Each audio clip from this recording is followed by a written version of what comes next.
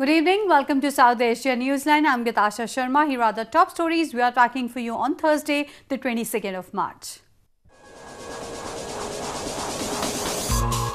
All terrorists killed in an encounter in India's Jammu and Kashmir were foreigners, says senior police official. Death toll rises to 32 in suicide bomb blast in Afghan capital Kabul.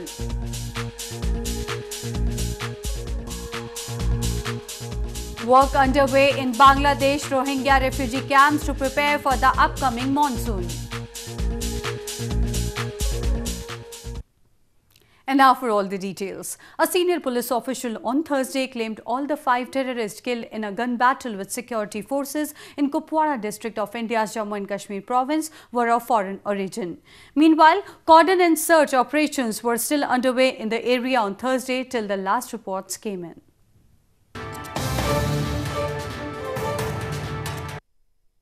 5 militants killed in an encounter with security forces in Kupwara district of India's Jammu and Kashmir province were of foreign origin, a senior police official said on Thursday. The encounter ensued on Tuesday after the militants fired upon a joint team of the Indian Army and Special Operations Group in Halmatpura area of Kupwara district. Meanwhile, 5 security personnel were also killed in gunfight which continued till Wednesday. A cordon and search operation was still underway in the area on Thursday till last reports came in over information of presence of more militants. ये operation अभी जो है concluding stage पे है, कुछ जगह पे search अभी चल रही है, बट जहां तक मिलिटेंट्स का ताल्लुक है तो इसमें काफ़ी भारी तादाद में आर्म्स एमुनेशन जब्त किए गए हैं और ये सभी फॉरेन टेररिस्ट है। जो मटेरियल हमारे पास अवेलेबल है उसके बेसिस में जो लग रहा है कि ये लश्कर-ए-तोयबा के साथ इनका वाबस्ता। India blames Pakistan of regularly training and assisting armed militants to infiltrate the Indian borders and spread unrest in the Kashmir Valley. Pakistan denies the allegations. In news from Pakistan, former Panama Papers case Joint Investigation Team or JIT head Wazid Zia on Thursday recorded his statement and submitted several documents in a corruption reference against Pakistan's ousted Premier Nawaz Sharif and his family. An accountability court has been hearing 3 corruption references against Sharif and his family for owning assets beyond known sources of income. The references were filed by the National Accountability Bureau or NAB in light of the Supreme Court's Panama Papers case verdict last year. The court also dismissed on Thursday Sharif's plea seeking a brief exemption from appearance. The next hearing in the case is scheduled to be held on March 27.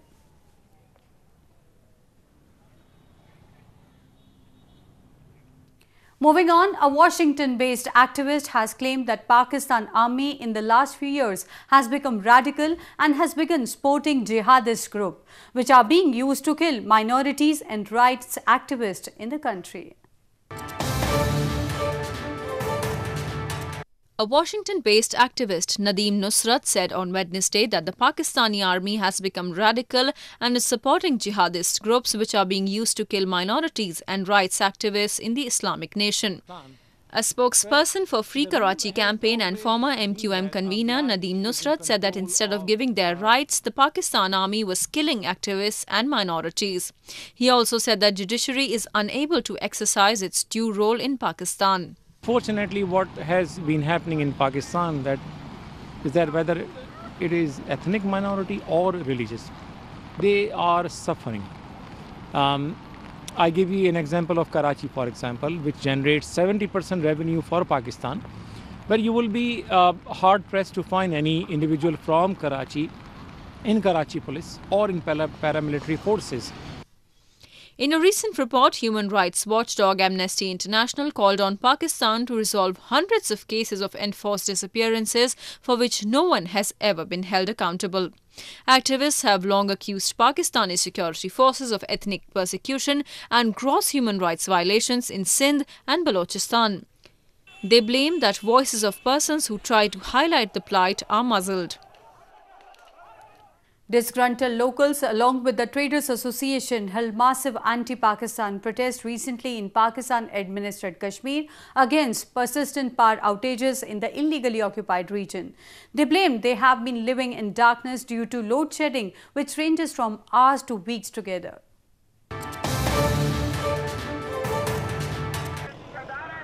Anti-Pakistan protests were recently held in Muzaffarabad city of Pakistan-administered Kashmir against persisting load-shedding problem in the illegally occupied region. Locals and traders raised slogans and carried a beer of the Water and Power Development Authority expressing their anger against a government body responsible for supplying and generating electricity in the region.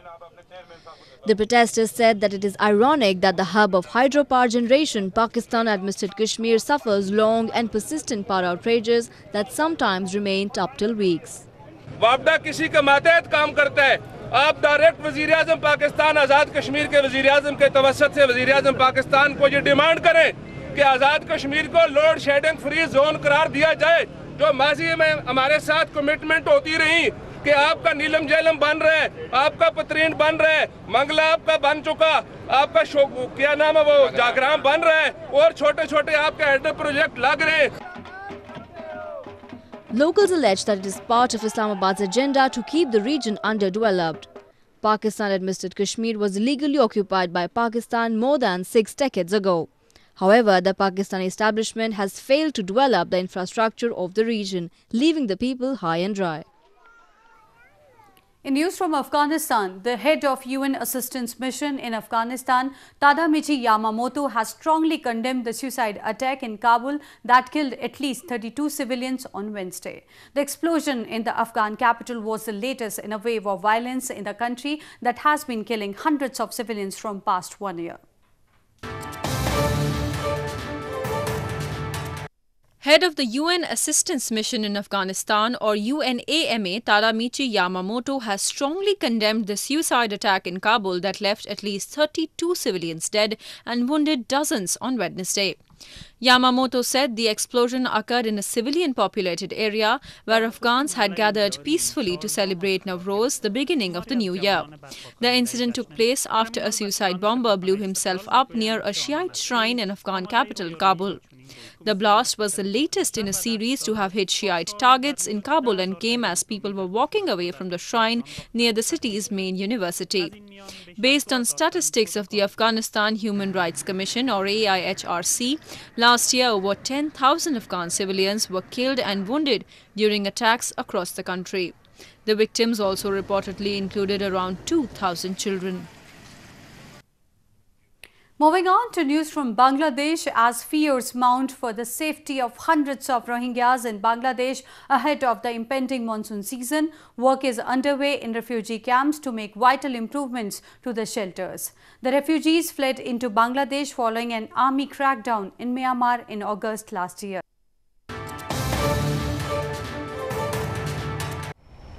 Construction and renovation work is underway in Rohingya refugee camps in Bangladesh to prepare the shelters for the upcoming monsoon season. As hundreds of Rohingyas who fled violence in Myanmar are now living in Bangladesh's refugee camps, it is must to move them from the bamboo and plastic tarpaulin shelters that can barely protect them from elements of the season. Early on Tuesday, a video footage was released by the United Nations High Commissioner for Refugees, or UNHCR, which showed canals being cleared to minimize flooding in areas being prepared to keep the families living in low-lying areas dry. Upcoming monsoon, there is a probability of landslide and waterlogging.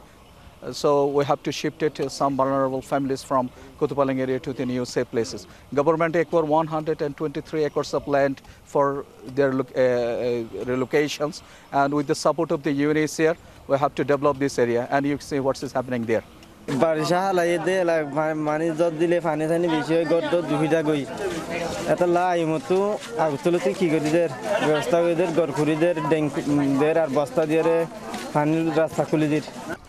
The UN says nearly 700,000 Muslim Rohingyas fled to Bangladesh and other neighbouring countries after August last year following a military crackdown in Myanmar's Rakhine province.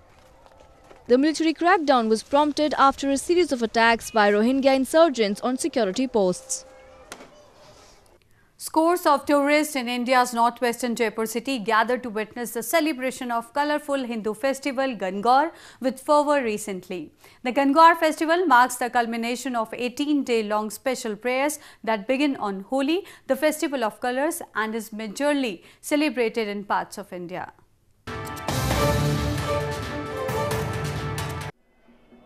Tourists from across the globe were among thousands of spectators who gathered on the roads of India's northwestern Jaipur city on Tuesday to witness the colourful concluding procession of the Hindu festival of Gangaur.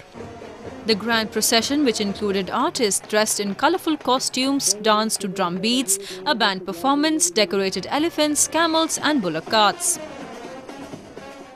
Yes, it was beautiful.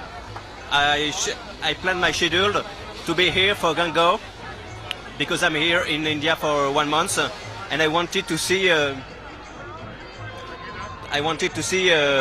beautiful Indian procession with a lot of camels, of elephants. The 18-day festival honours Hindu goddess Gauri and Parvati and is especially significant for married women. It is believed that goddess Parvati, wife of Hindu god of destruction Shiva, returned to her maternal home during Gangaur, and on the last day Shiva brought her back. The festival is a grand affair in different provinces of India, including Rajasthan, Haryana, Madhya Pradesh and Gujarat. Spring blooms are attracting a number of tourists to India's northern Jammu and Kashmir province. The valley is witnessing first spring bloom of almonds, giving a scenic white and pink floral blanket in Srinagar city's famous Badamwadi garden.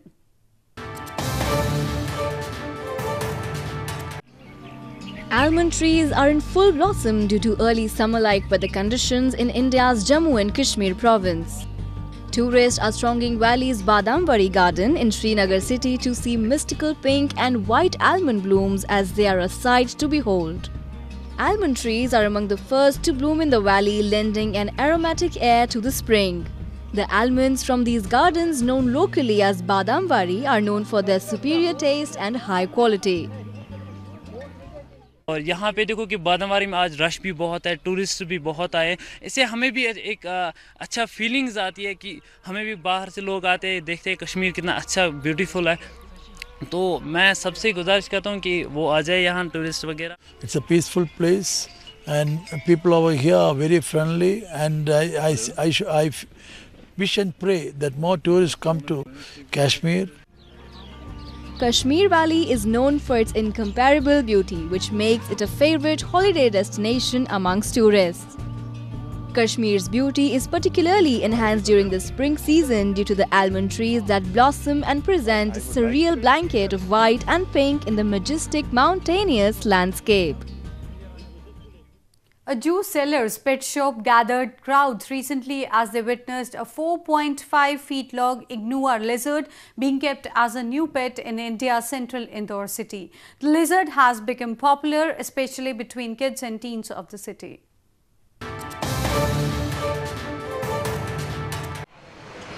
Crowds of curious onlookers scattered at a pet center in India's central Indore city recently as the news spread that a 4.5-foot-long iguana lizard had been brought. The animal center, run by a juice seller, houses some birds and a few other lizards. Owner Raju Sakar paid a whopping nearly $3,100 to have these exotic bats brought to his center. Visitors, both children and adults, thronged the center to get a glimpse of the lizard. Many stalked the reptile and few even had it climb over their shoulders. हमने पहले भी उनसे ली थी, तो उन्होंने आज ही खबर करी और आज ही इसको बुलवाई है.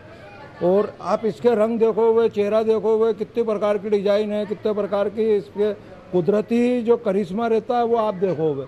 और ये दिखने में काफ़ी खौफनाक दिखती है कि देख के ही भग जाती है भीड़, लेकिन इसकी जो खासियत है वो बहुत सीधी है. आप इसके सामने छोटे से छोटा बच्चा भी रख दो हुए, ये रख दो हुए, तो ये उसको किसी प्रकार का नुकसान नहीं पहुंचाएगी और सब शाकाहारी ही चीजें खाती है. Iguanas are herbivorous lizards commonly found in tropical areas of Caribbean, Mexico and Central and South America. Ranging from 5 to 6 feet in length, these reptiles have been becoming popular pets over recent times and are readily available at many pet stores across several countries. Well, that's all we have for you from South Asia this evening. Now our viewers can watch the show on SouthAsiaNewsline.com. You can also visit us on Facebook.com/SAsiaNewsline and follow us on Twitter @SAsiaNewsline. That's all in tonight's edition. We'll see you same time tomorrow. Good night.